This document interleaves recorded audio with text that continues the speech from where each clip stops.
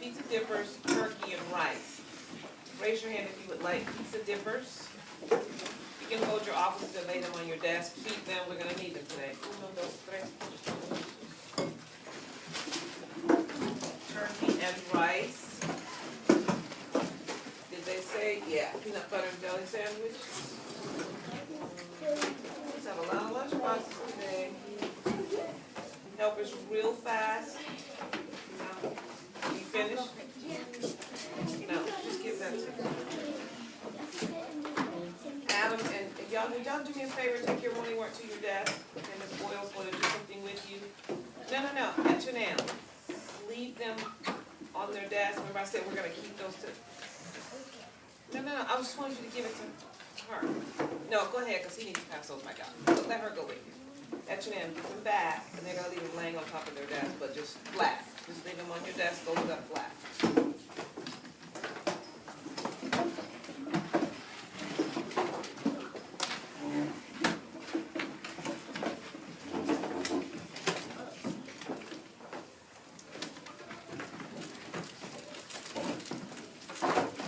Honey, lay them on top of that extra nail. Lay them all up there, and you can come back and get some more. You can help them along.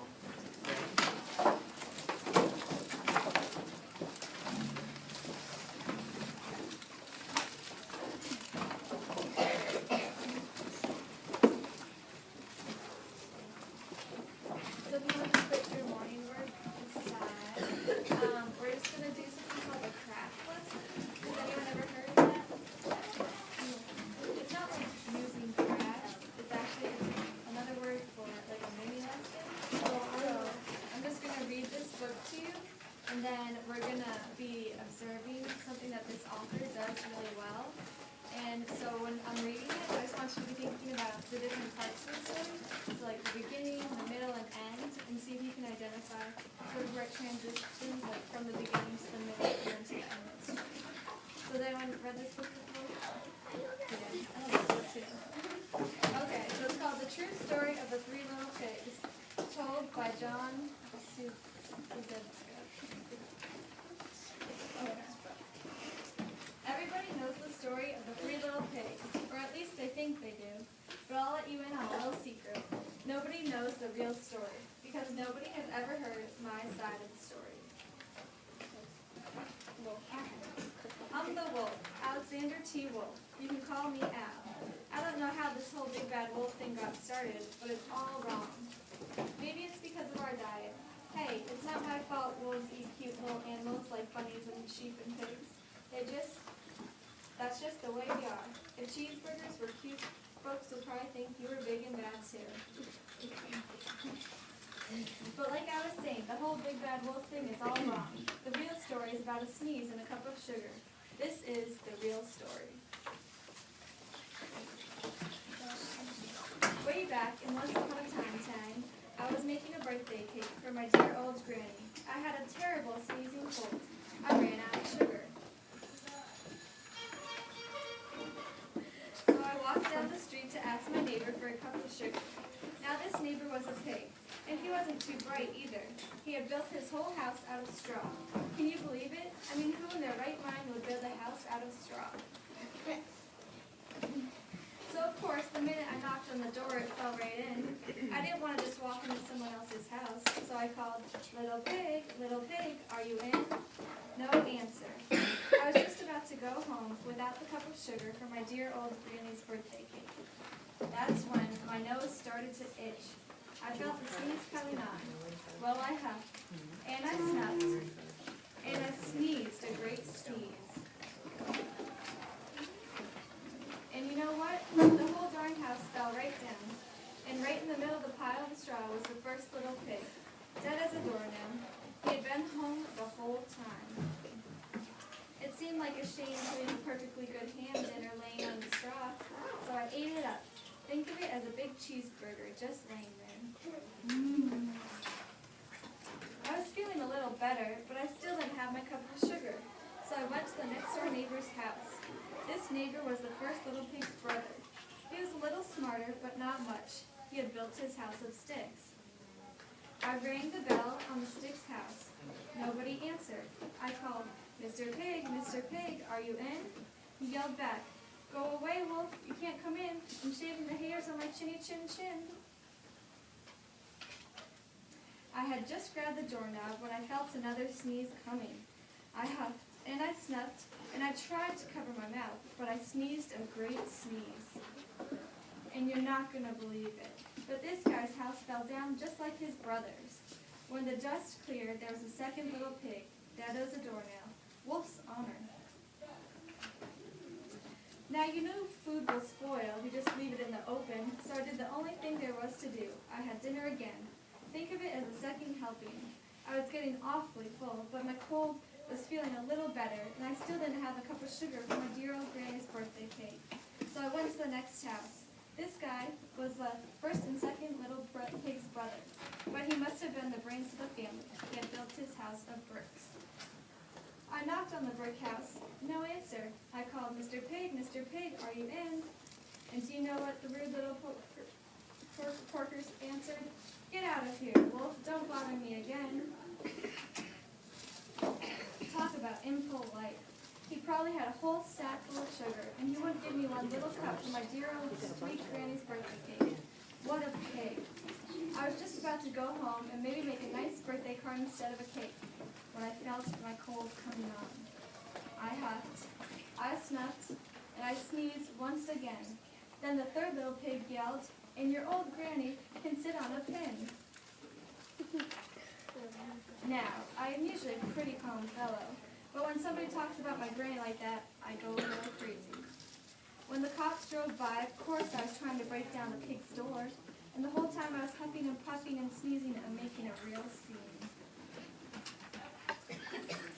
The rest, as I say, is history. The news reporter found out about the 2 pigs I had for dinner. They figured a sick guy going to borrow a cup of sugar didn't sound very exciting. So they jazzed up the story with all that huff and puff and blow your house down. And they made me the big bad wolf. That's it, the real story. I was framed. But maybe you could loan me a cup of sugar. So did anyone identify the beginning of the story? Hey, what do you think, Corinne?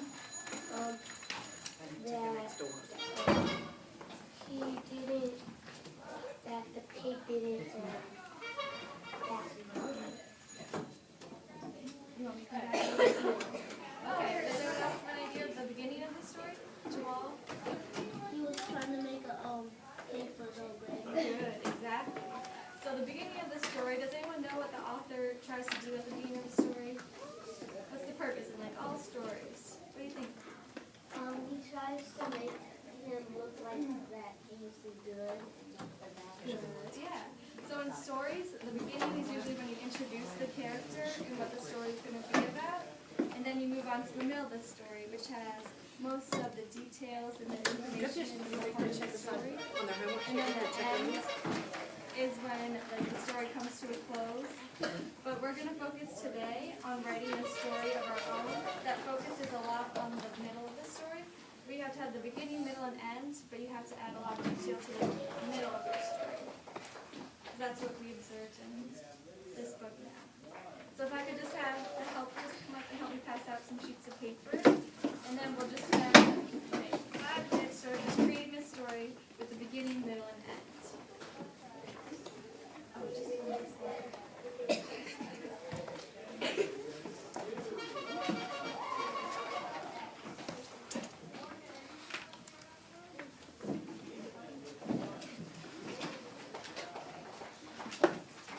And you can write about anything that you want, that you think has a beginning, middle, and end.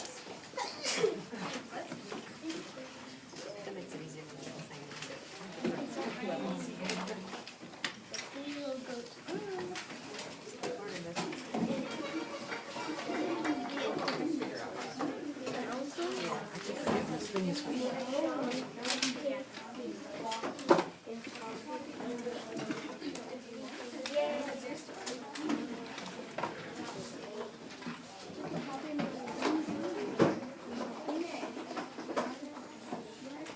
There we are. Start writing. What are you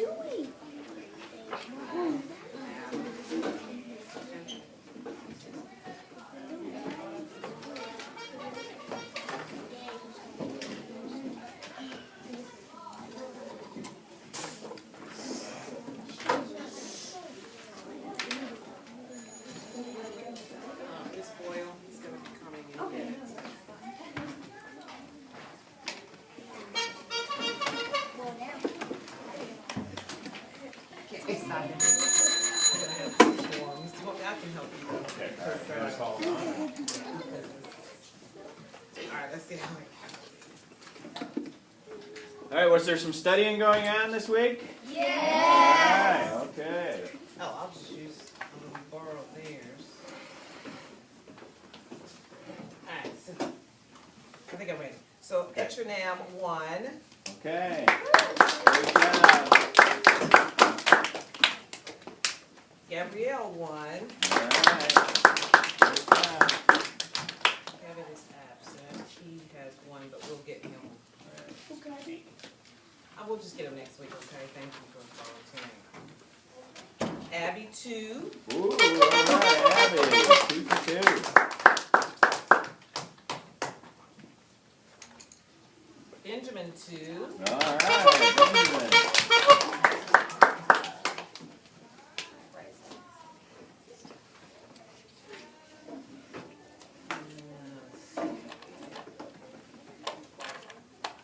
Nick 1. All right, Nick.